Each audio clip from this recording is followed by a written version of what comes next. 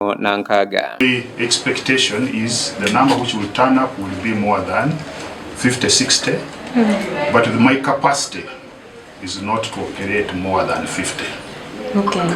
I'm one hand. That is over the 5 days. I'm beyond the Okushemeza oku nibakora Abaana na munonga Baine Oburema omu maguru ebigere otire hembaju ekigenderire okuhwera abaana okutambura kurungi n'okugira amagara marungi okukora emirimo yabo ya butosha nk'abandi. There are a million diseases in the world, but in medicine we have divided. We are now doing orthopedics to do with bones, to do with legs, to do with limb hands or whatever. So the most common condition we work on are children whose legs are bow legs or X legs. Emikoro egi etebeekanisibwe n'ekigendererwa ekyokujaguza amazarwa g'omugabe. Calvin Armstrong arwomire ari enganzi y'obugabe bwa Tooro arikumanywa nk'omuhikirwa yashoborera ngu ekindi bakikora nka kamwe aha bubonero obw'okujaguza amazarwa g'omugabe obwo barugarurira abantu ba butosha okurabira omu by'amagara nikyo batooranire eby'amagara.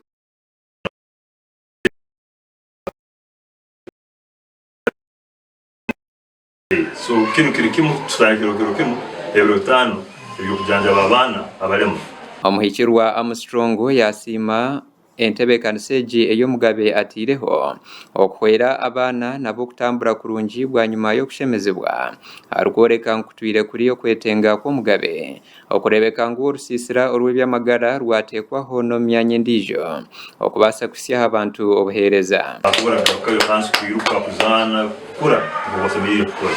So twenda kusiima n'omukama entekereza yegi yakugambira hanyo birthday yange muntu ebisembo kyonka kanga egamba kankoleke kamusizemu.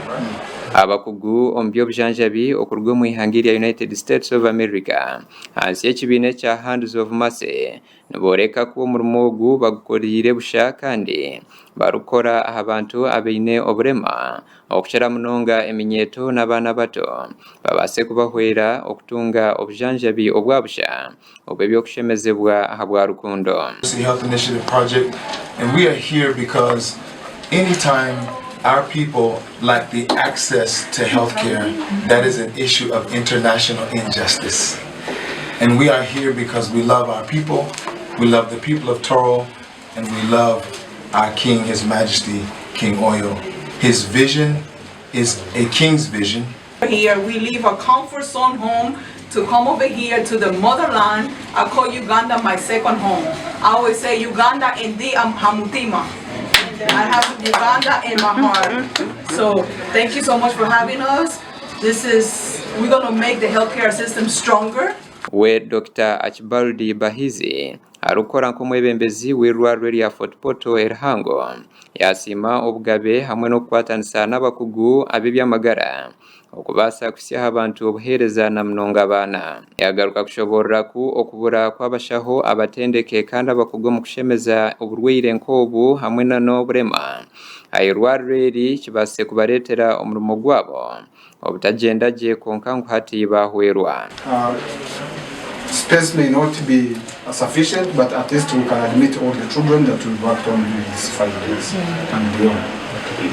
As a hospital, we do not have yet an orthopedic surgeon, but we have requested Ministry of Health. Haritiya Balume omwe ahabazaire ow'abaana be bakorwaho omu kushemezebwa yasima obugabe ahabw'entebeekanisa egi. Okugenda ahinekera kuti konka hati bamara kumukoraho naza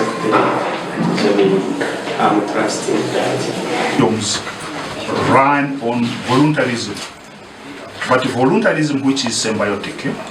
Gasha kwa Justin Nyakaisiki ahabwa Tayari West.